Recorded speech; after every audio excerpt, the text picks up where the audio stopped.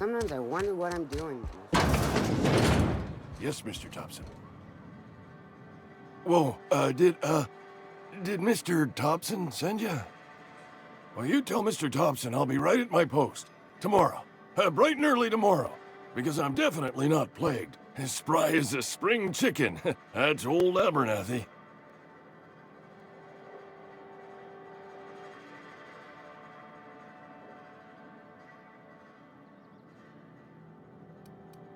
You some sort of wandering alienist? Walking into a man's own domicile, pestering him about his mental state? What? No. I mean, I might be. That depends on who's asking. Silas knows, doesn't he? That's why he sent you. That's why he wants me to pay up. He knows.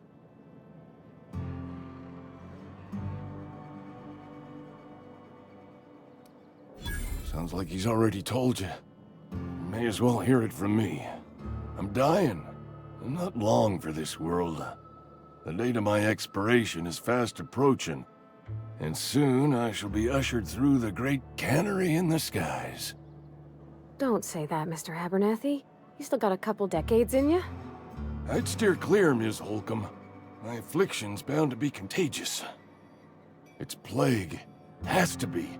Silas knows. He knows I got one foot in my grave, and now he wants to charge me for the other one.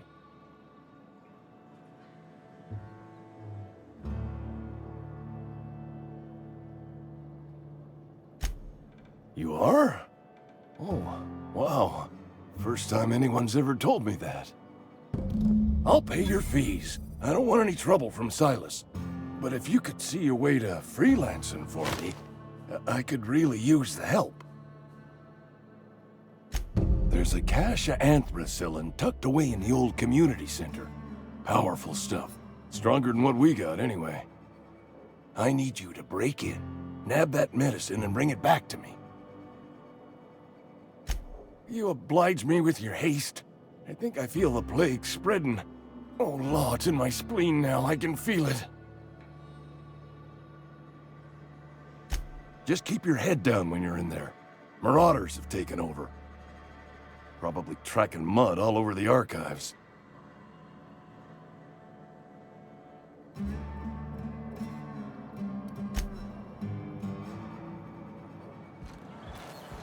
You're making a mistake working for Abernathy.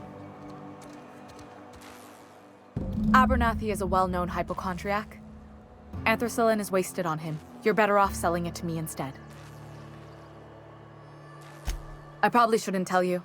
Don't want you implicated for what I'm trying to do. All right, here's a summary. A lot of sick people in this town, and we don't have the medicine to treat them all. Can't reach out to corporate without crossing a river of red tape, so I'm reaching out to you. I'm paid better than Abernathy. Whatever he's giving you, I will do you one better.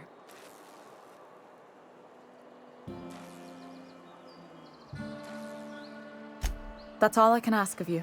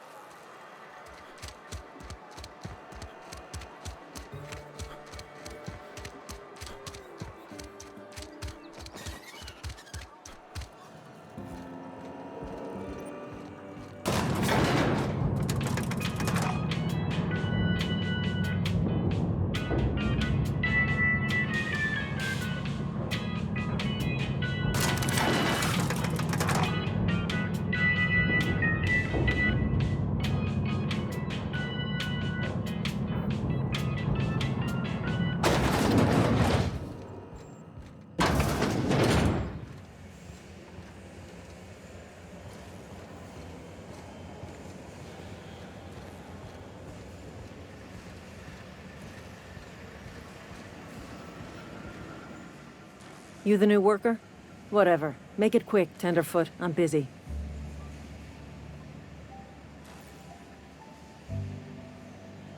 Foreman Granger.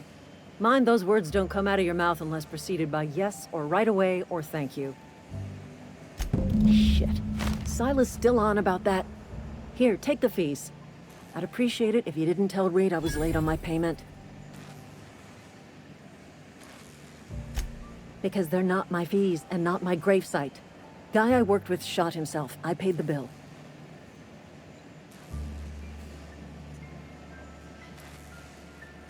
I could do without the sarcasm.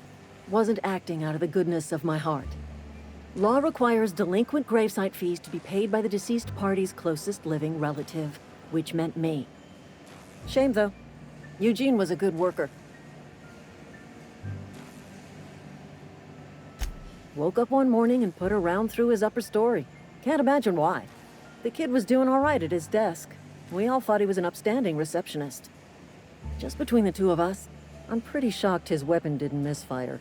Spacer's Choice handguns aren't the most reliable.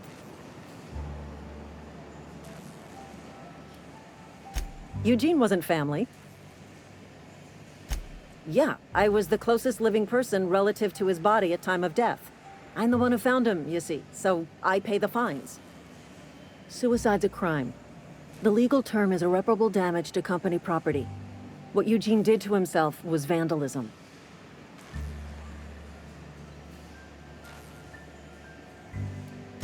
When one of your workers commits a crime, the entire town pays for it.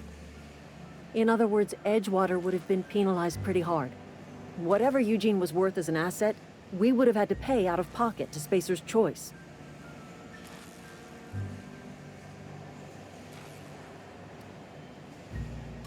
Look around. Edgewater ain't exactly swimming in luxury. We can't afford to pay the body price of a suicide. All I know is Silas asked me for Eugene's gravesite fees, which means he was approved for burial, which means his papers went through, which means the town's in the clear. I'm just glad to put this whole ugly affair behind me. Eugene can rest his bones in peace, and the rest of us can get on with our own lives.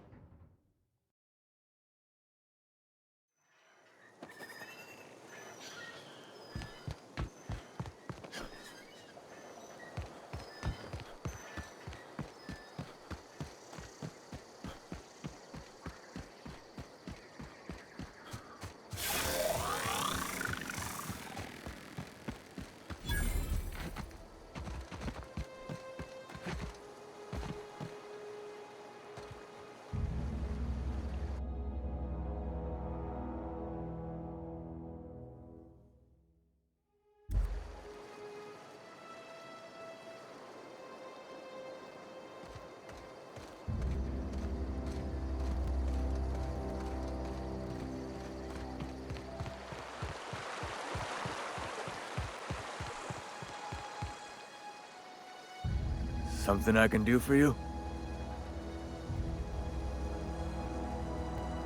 You run into any trouble? Reliable work from a freelancer. That's gonna take some getting used to.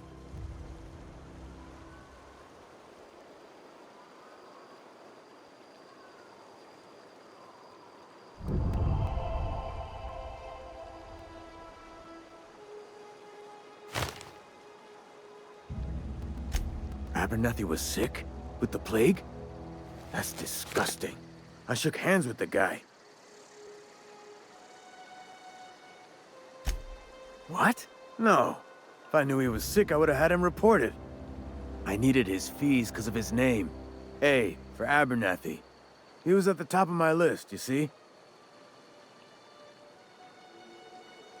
And I'll buy you a drink sometime.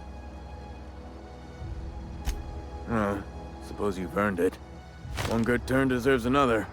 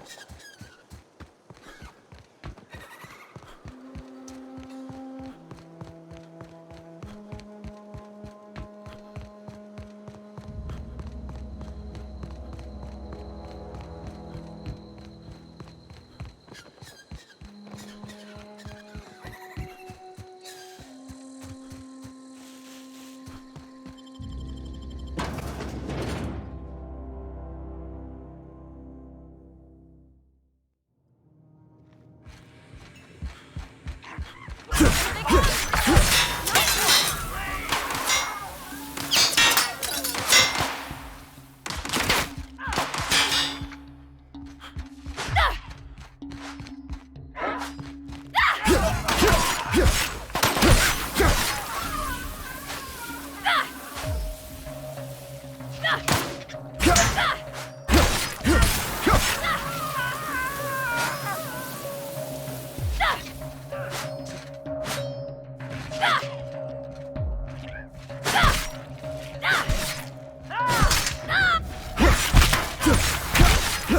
the last of them!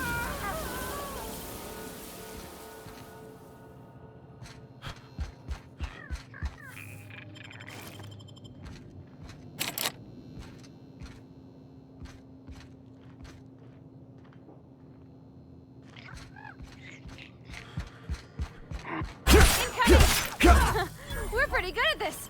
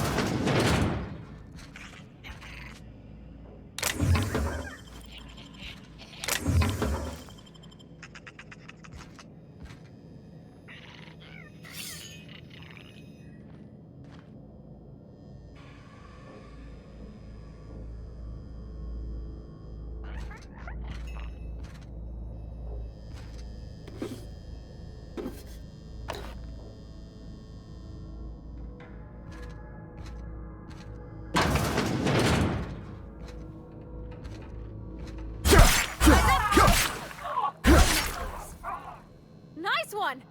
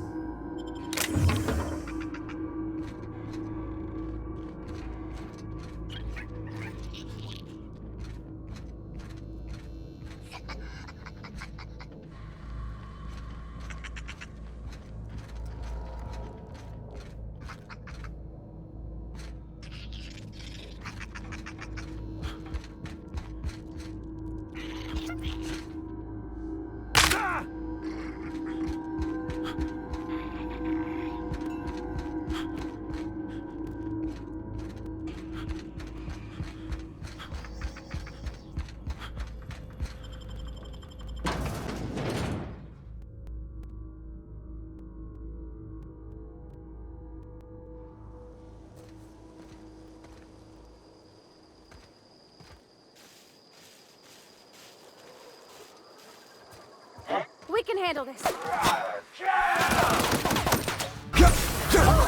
We may.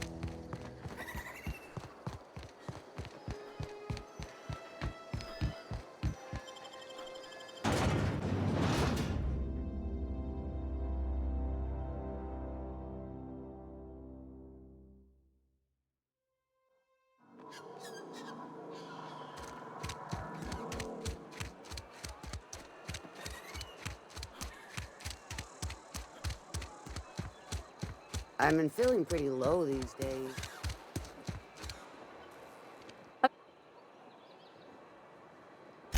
Thanks. I'll see to it that this medicine gets to the people who need it. Here, something for your trouble.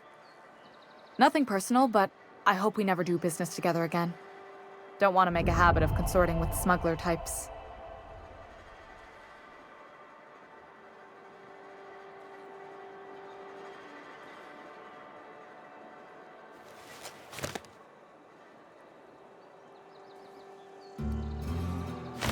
You do have some cheek on you. Lucky for you, I kept a little contingency fee in case you tried to negotiate with me.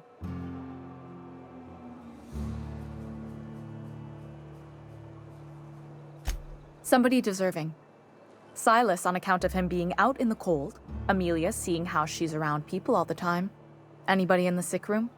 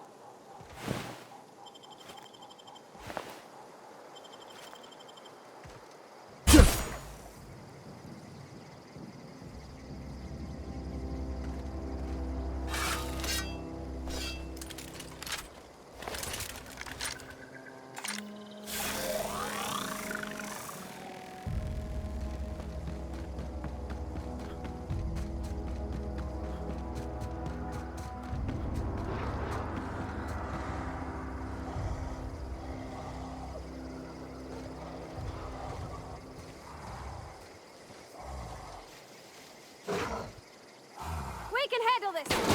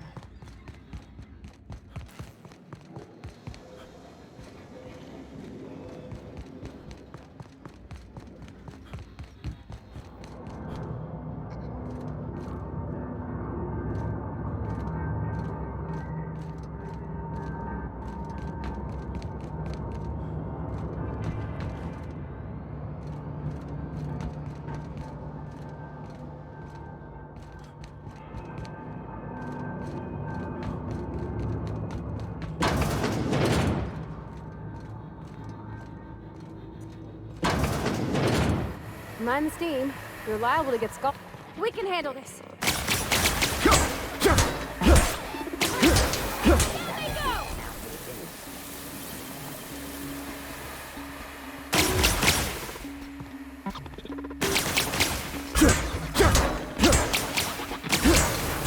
We did it!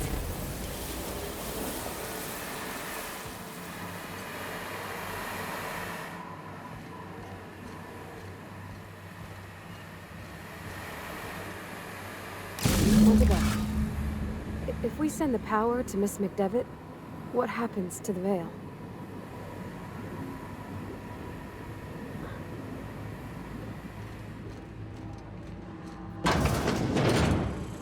System sweeping GF.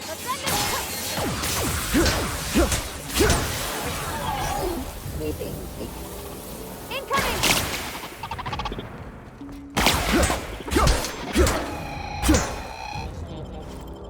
We got this!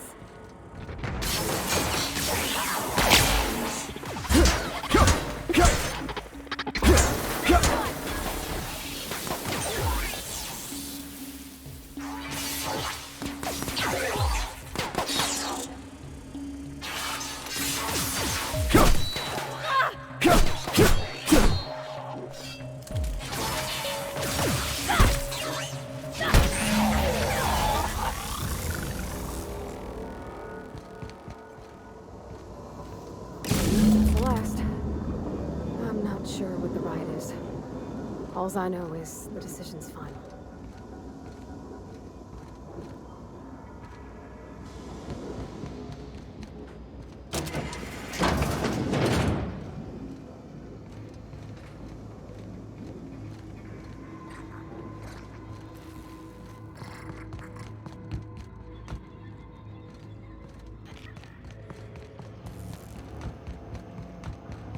Once we do this, there's no... Hey, mister? Look, I know you want your power regulator and all, but I just gotta ask you. Do you understand what you're about to do? I don't think you should cut off Edgewater's power. I think it would be cruel. I'm sorry. That just sort of came out all at once. Edgewater's hurting. We've been losing workers year after year, and corporate hardly ever sends replacements. There's barely enough Saltuna to fill our bellies anymore. But the town's got some good people in it. Decent, hard-working folk just living their lives the only way they know how. They don't deserve to be punished.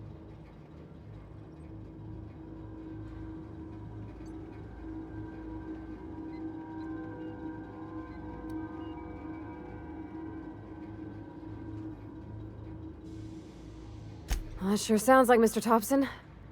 If he was standing here, I imagine he'd remind us of how we're all one big, happy Spacer's Choice family. In Mr. Thompson's eyes, those deserters are still part of the Spacer's Choice family. The family must work together in order to survive. I hate to say it, but I think Mr. Thompson's got a point. Unless those deserters come back, Edgewater's as good as dead. Cutting off their power might be the only way.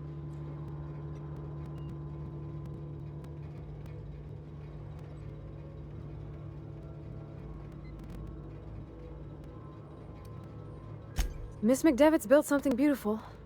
Somehow, she's talked the ground into giving life again. It's plain to see she's made the Vale a better place. Fed the hungry, tended the sick. Gave a home to those that had none. But Miss McDevitt delights in Edgewater's suffering. She wants to hurt the town. Do you really want to be party to that kind of hatred? Sorry, I didn't mean to babble on like that. I felt like I had to say something.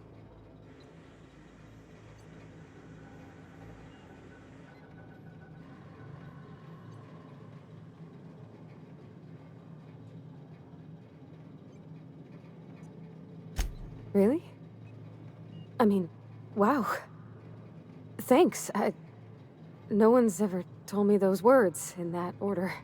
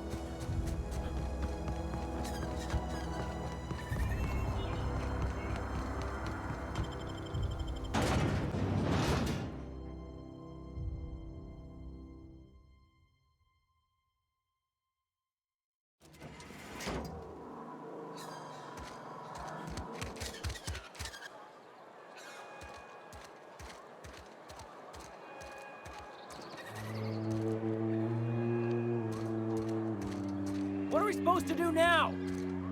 Exercise patience and contemplate the scriptures.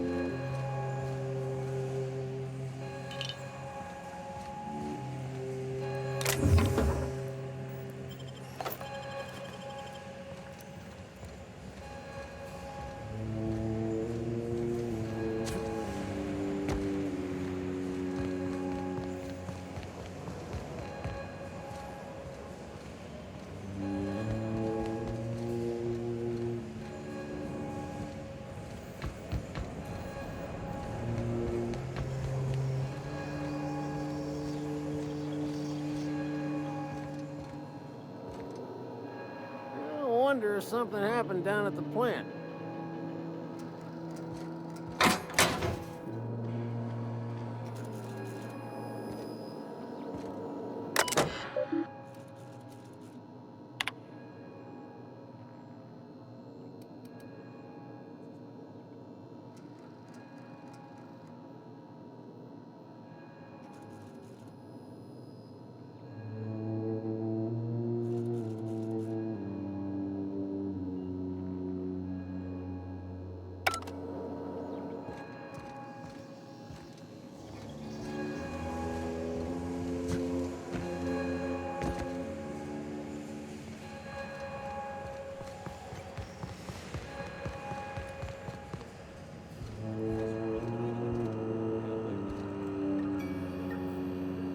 Are we getting paid or not?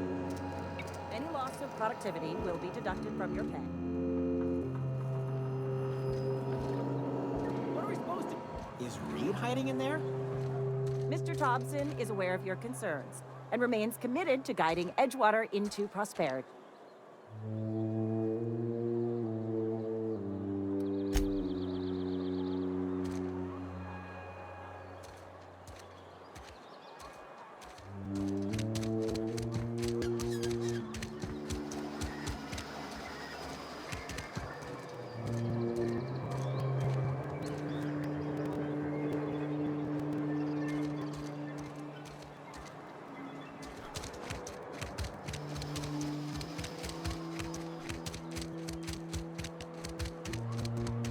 Maybe Adelaide was right to leave.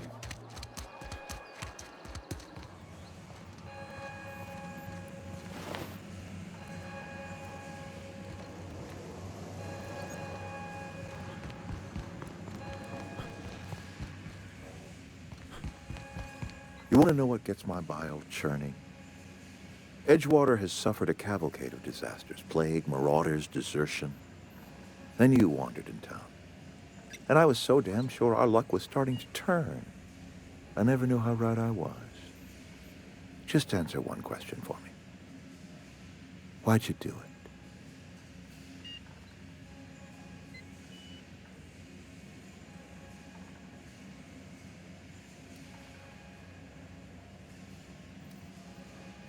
That power regulator is company property.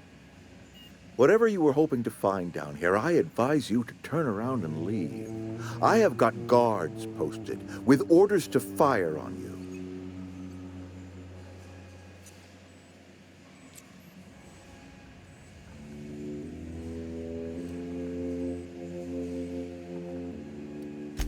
Edgewater's dead. Our cannery's dead. Adelaide's deserters are never coming back.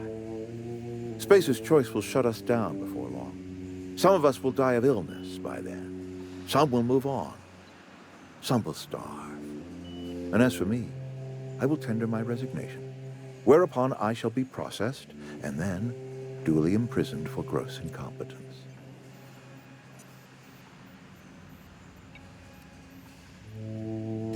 Apologies won't give us our lives back, but for what it's worth, I am sorry too.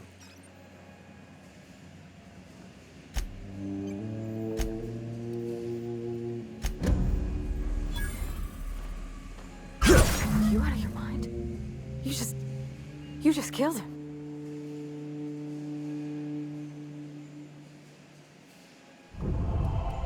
A favor?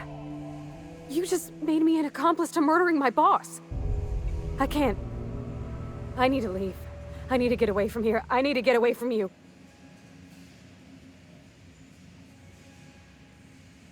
You killed Mr. Thompson for talking down his nose at me?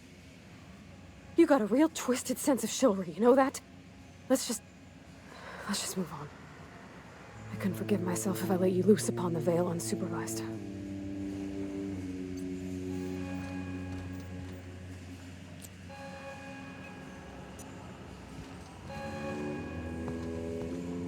Got it. Inside voices.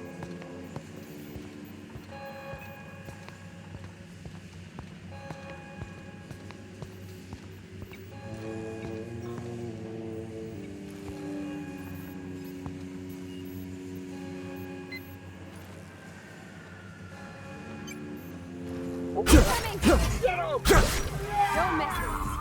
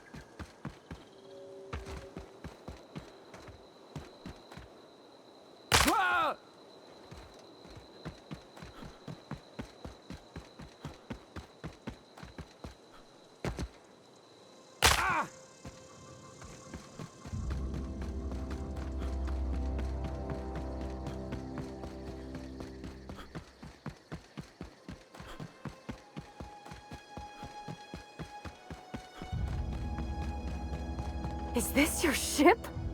Oh my stars, she is just so handsome! Does she have a name yet? What's her drive model? Oh, gosh. Listen to me babbling. When I was in Edgewater, I dreamed of flying on a real ship, working on a real engine, belonging to a proper crew. Edgewater won't last another season without power, but that don't change the fact that I'm indentured to Spacer's Choice. Company expects me back at my post.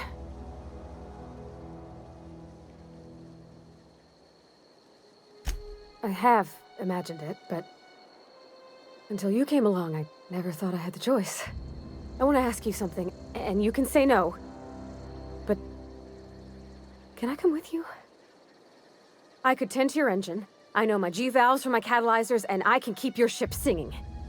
And if you ever need a pair of eyes watching your back, I can do that too. What do you think?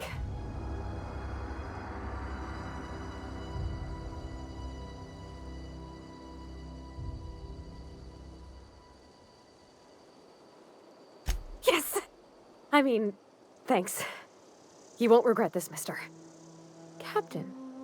I can call you Captain now. Ha! I got a captain.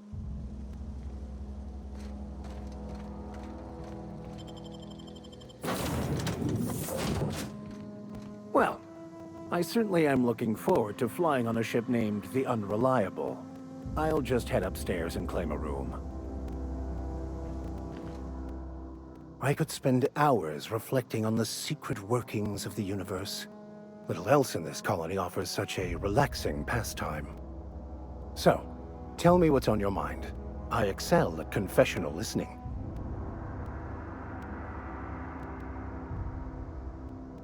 Nothing too out of the ordinary.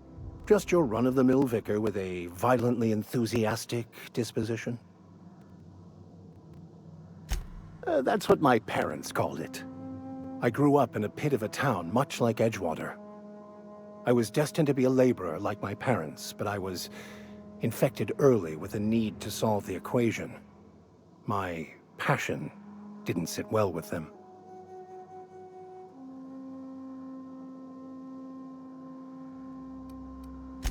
My parents, ironically. They internalized the precepts of scientism like no one I've ever known. They had a pure faith, a faith that brought joy to them regardless of the situation. I envied that. I wanted that peace.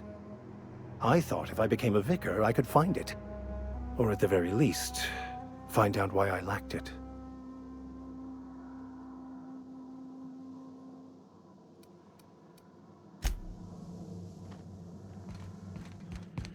Captain, what can I...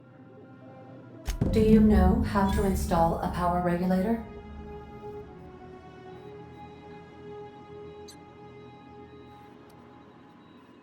Step 1. Pick up your power regulator. Step 2. Approach the terminal located in our engine room. Step 3. Insert power regulator. Step 4. Celebrate.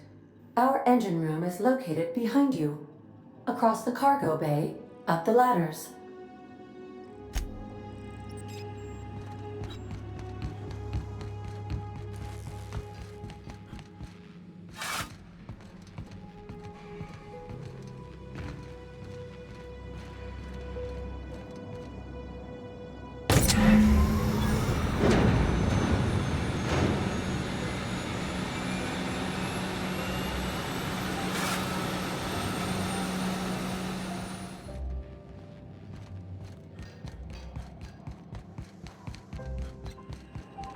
What can I... All systems are operating within acceptable parameters. I am prepared to bring the Unreliable into low-altitude orbit. This should prove an adequate test of our flight capabilities.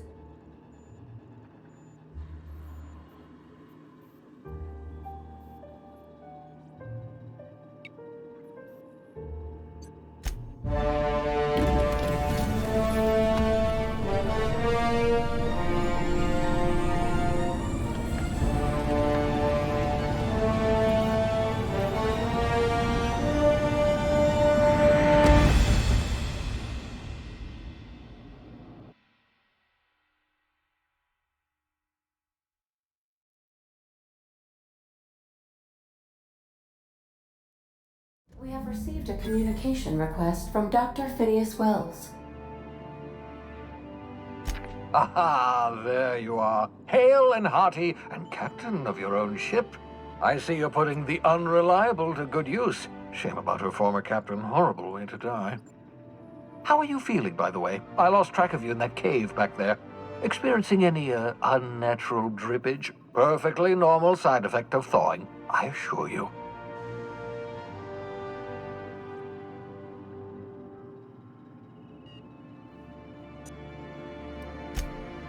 Oh, that, yes, that's probably permanent. I wouldn't worry about it, though. I'm sure you're fine. What you saw in Emerald Vale is happening all across the colony. Food shortages, lack of supplies, and basic necessities. We're dying. The chairman, the minister, and all their lackeys on the board are to blame. The Hope has some of the brightest minds Earth ever sent us. If we can revive the Hope's colonists, they can help us undo the board's mistakes. They can help us set things right. You need to get to Stellar Bay on Monarch. I have contacts there. They'll help me, help us, find the chemicals to revive your fellow colonists. Gladys Kelly, lovely woman, runs a cozy little black marketing outfit on the Groundbreaker. She can get you a nav key to land on Stellar Bay.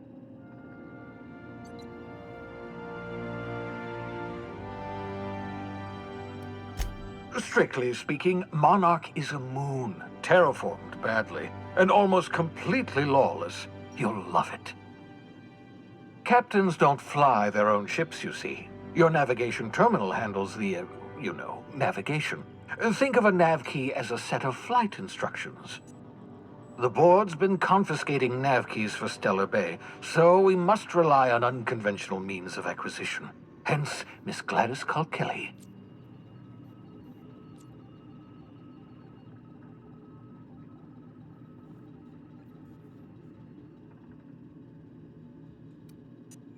Gladys and I have been doing business for years. Her smuggling credentials are unimpeachable. If anyone can get you a key to Monarch, it's her.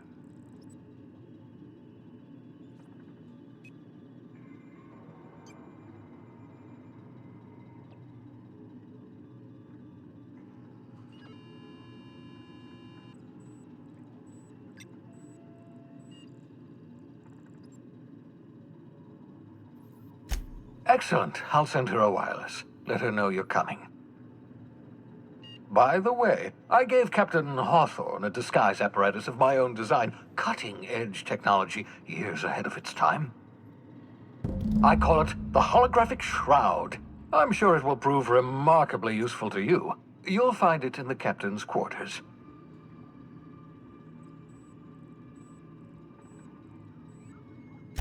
Excellent. I'll contact you once you've found a way to get to Stellar Bay. If you have any questions, come see me in my lab. And remember, don't trust the board. They'll try to win you over with promises of wealth and power, but it's a lie. The board's only interested in filling their own pockets. If we don't put a stop to them, they're going to run this colony to the ground. Transmission ended. If you are ready to depart, please select a destination on your navigation terminal.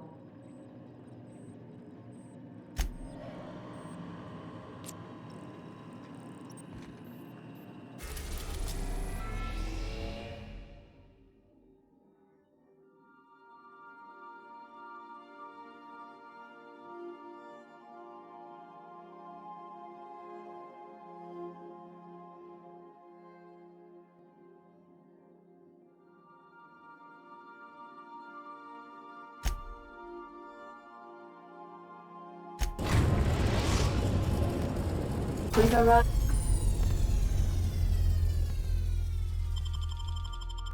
at Phineas's orbital lab.